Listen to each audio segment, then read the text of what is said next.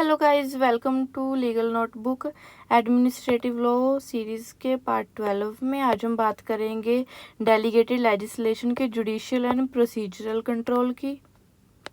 Control of delegated legislation. अब delegated legislation को कौन कंट्रोल करता है? पहला पार्लियामेंट्री कंट्रोल होता है, दूसरा प्रोसीजरल कंट्रोल होता है, तीसरा होता है जुडिशियल कंट्रोल। सबसे पहले हम बात करेंगे पार्लियामेंट्री कंट्रोल की। द पार्लियामेंट्री से तो आपको पता चल ही गया होगा कि पार्लियामेंट्री कंट्रोल का मतलब होता है पार्लियामेंट के member. The member of a parliament are given opportunity to amend the law which is made by way of obligated legislation. कौन सी लेजिस्लेशन? Delegated legislation. अब जो पार्लियामेंट के है ना मेंबर होते हैं, उनके पास है ना अपॉर्चुनिटी होती है कि वो जो डेलीगेटेड लेजिस्लेशन है, लॉ बनाया है, वो उसको अमेंड कर सकते हैं। The principle underlying parliamentary control is to keep watch over the rule-making authorities and provide an opportunity to criticize them if there is abuse of such power on their part. अब parliamentary control का use क्यों होता है? To keep watch over the rule making authorities. Rule making authorities पर नजर रखने के लिए, ताकि अगर है ना कि उनको कोई अपॉर्चुनिटी मिल सके। मतलब कि अपॉर्चुनिटी ऐसे भी नहीं कि वो भाल रहे हैं, है ना, कि वो मौका देख रहे हैं कि हमें हाँ मौका चाहिए, नहीं। वो पार्लियामेंट्री कंट्रोल में ये देखेंगे कि इन्होंने जो रूल मेकिंग अथॉरिटी, इन्होंने अपनी पावर का अब्यूज तो नहीं किया, अपनी पावर से बाहर जाकर तो नहीं कोई है ना निर्णय लिया। तो वो अगर उन्होंने लिया होगा तो वो उसे क्रिटिसाइज करेंगे, भाई तूने गलत किया है, ऐसे नहीं होना चाहिए था। The control is so exercised, है ना, कैसे होगा ये कंट्रोल? है ना, पार्लियामेंट की प्रोसीडिंग में होगा।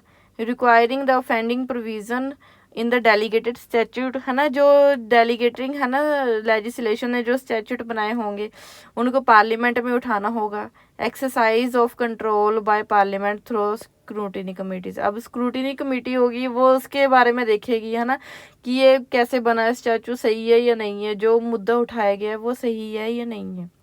सो पार्लियामेंट्री कंट्रोल में जो पार्लियामेंट के मेंबर होते हैं, वो ध्यान रखते हैं कि रूल मेकिंग जो अथॉरिटीज हैं, डेलीगेटेड लेजिस्लेशन को पावर तो दे रही है, पर ये पावर के बाहर जाकर काम ना करें। सो अगर उन्होंने पावर के बाहर जाकर कोई निर्णय ले लिया होता है, तो वो उस मुद्दे को पार्लियामेंट में उठाते हैं, और स्क्रूटिनी कमेटी होती है, वो उसके रिव्यू करती है कि ये सही है या नहीं है।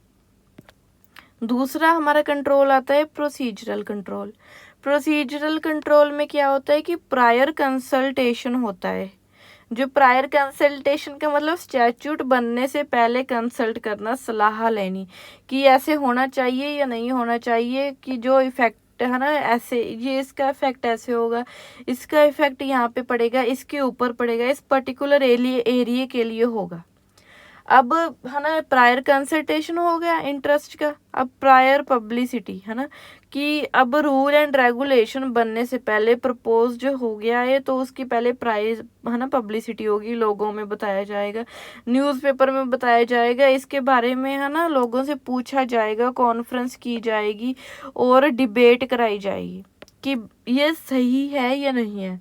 Publication of a delegated legislation being mandatory, यहाँ इसमें पब्लिकेशन होगा, है ना, कि पहले की जो स्टैट्यूट बन रहा है उसके बारे में पब्लिकेशन न्यूज़पेपर में होगा, नोटिस में होगा, गजट में होगा। उससे पहले ऐसे कुछ नहीं होगा। एक जो केस था रजा बुलंद sugar company versus Rampur municipality, इसमें क्या हेल्ड किया गया था कि जो स्टैट्यूटरी प्रोविजन है ना requiring the publication of a rule, जो है ना ये है ना जो पब्लिकेशन है रूल का, है ना, ये रिक्वायर कर रही है before imposing of a tax was mandatory, but the manner in which the rules were required to be published, है ना, वाज डायरेक्टरी।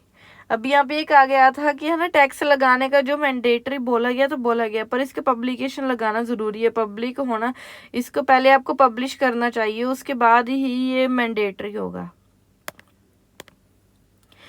तीसरा आ गया जुडिशियल कंट्रोल।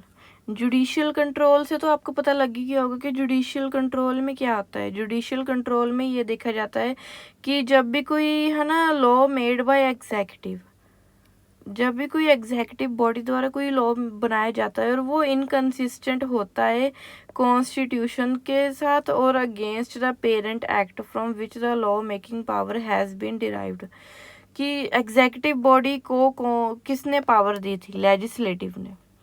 तो लेजिस्लेटिव हो गया parent act.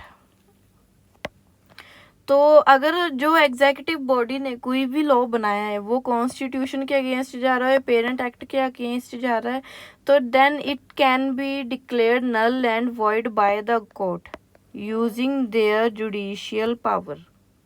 The power of examining the validity of a delegated legislation is vested in the Supreme Court and High Court. High Court and Supreme Court के पास power है इसकी कि वो एग्जामिन कर सके डेलीगेटेड लेजिस्लेशंस की पावर को, कि वो नल तो नहीं है, वॉइड तो नहीं है, कन्फ्लिक्ट तो नहीं कर रही कॉन्स्टिट्यूशन के साथ और पेरेंट एक्ट के साथ। 3 कंट्रोल होते हैं डेलीगेटेड लेजिस्लेशन के ऊपर। पहला पार्लियामेंट का कंट्रोल होता है, पार्लियामेंट के मेंबर्स का। दूसरा प्रोसीजरल कंट्रोल होता है कि भाई आप बना लो जो करना है, बट प्रोसीजर के अकॉर्डिंग करो, कि पहले हमसे पूछ लो कि ये सही है कि नहीं है, लोगों से पूछ लो जिस जगह के लिए कानून बनना है ना। और जब कानून बनाने की बात आए तो उसको पब्लिक है ना पब्लिश भी कर दो भाई, न्यूज़पेपर में दे दो, गजट में दे दो, है ना, कॉन्फ्रेंस में बता दो कि पब्लिश कर दो, ऐसे होने वाला है। जुडिशियल कंट्रोल पब्लिश होगा, प्रायर कंसल्टेशन होगा, है ना, पूछा जाएगा। तो अगर किसी को है ना आपत्ति होगी तो वो है ना कोर्ट में जा सकता है। अगर किसी को ना भी होते हुए अगर कोर्ट को खुद को लग रहा है तो वो सुओ मोटो एक्शन ले सकती है उसके ऊपर और कह सकती है कि भाई तू गलत कर रहे हैं, ये ऐसे नहीं होगा। सो ये 3 ही पावर थी डेलीगेटेड लेजिस्लेशन की जो उसको कंट्रोल करती हैं। Please like share and subscribe to legal notebook. Bye bye.